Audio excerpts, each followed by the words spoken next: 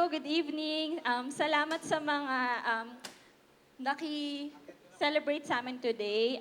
Sa mga family namin, sa parents namin, unang-una kay Papa, kay Mama, tsaka kay Nanay. Sa mga kapatid namin, sa mga siblings namin, kay Ate, kay Kuya, kay tsaka kay Josh. And yun, kay Ate Belle and kay Kuya Noel. Special thanks din kay Ate kasi si Ate lagi yung consultant ko sa mga sosuotin. Tapos siya talaga yung naging parang assistant ko rin during our prenup. And yun, kay Kuya Noel sa walang sawang pag-drive sa amin kahit ang ingay namin ni Ate. Super, super duper thank you po. Also to our relatives, titos, titas, pamangkin, and mga cousins po. To my college friends, my not so good friends. We've been friends for 15 years or more. To my my SMDM accounting friends.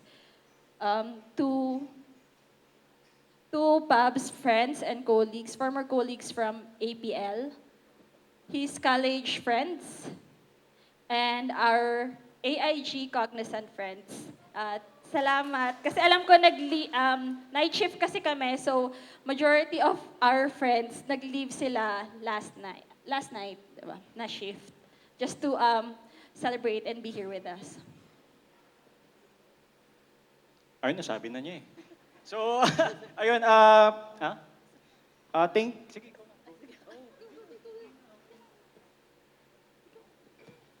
And of course, syempre sa mga suppliers namin, to Polo Events Place, to Mir Catering for the crew meals, and for the catering, and to Decorate Avenue for the milk tea, stage styling, and ceremony styling. Sobrang kami ni Pabs, hindi kami yung mga type ng couple na kukulitin yung mga suppliers. Kasi ako personally, hindi ako nangungulit. I mean, sa work, ayokong mangungulit kasi ayoko din kukulitin. So sobrang sila pa yung nagre-reach out sa amin para kami daw yung pinaka-silent couple na client nila. Next is yung Kate Studio, iMusic Strings, Beats Audio for the lights and sound. Mac for makeup artist for the hair and makeup sa entourage din namin. What else? And of course kay host Ed and his team, sobrang maalaga sila. May mga last minute kami na additions. Tapos, kami kasi yung couple na hindi talaga kami nangungulit. Tapos si host Ed pa yung nangungulit sa amin. Kasi gusto lang namin maging chill lang. Ayaw namin maging mga bridezilla or groomzilla. Ayun. Thank you po talaga sa lahat ng umattend. And of course, to Photo Farm po, ang ganda po nung output nyo. It was really worth it na share ko lang, may supplier kasi kami previously that we had to, sorry talaga, delete talaga ako. We had to cancel and they did not issue yung full refund nung binayad namin. It was worth it kasi sobrang ganda nung output ni Photo Farm. Sobrang daming pictures from prenup. Sobrang si Sir Gio, ito po, ganyan-ganyan po yung post. And sobrang ganda nung wedding video. Sobrang worth it po yung pagpalit namin last minute nung Photo Farm. Thank you so much po. Ulitin ko pa. Nasabi niya lahat eh. So ayun, thank you everyone. So I know it's late, pero all of you guys stayed. So people come and go, pero yun nga, if you want people to stay in your lives, you have to make an effort. And lahat ng nandito made an effort kahit late na.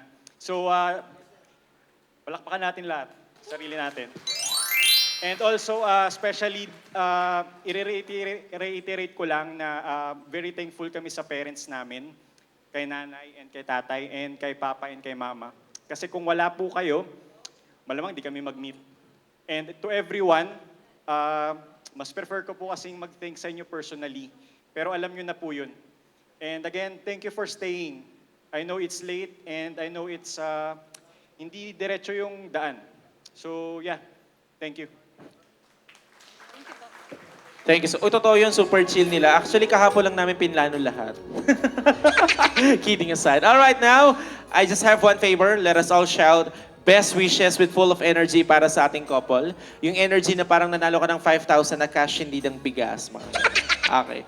Let us all shout best wishes with full of energy in 3, 2, 1. Everybody shout! Palakpakan natin once again! Pops and V, Mr. and Mrs. Babylonia. Everybody, it's been a great night with you all. I hope you all enjoyed. For now, your host is officially signing off. Thank you so much, everybody. Good night and see you on your events. Once again, congratulations, Mr. and Mrs. Babylonia! Let's take a picture with our couple.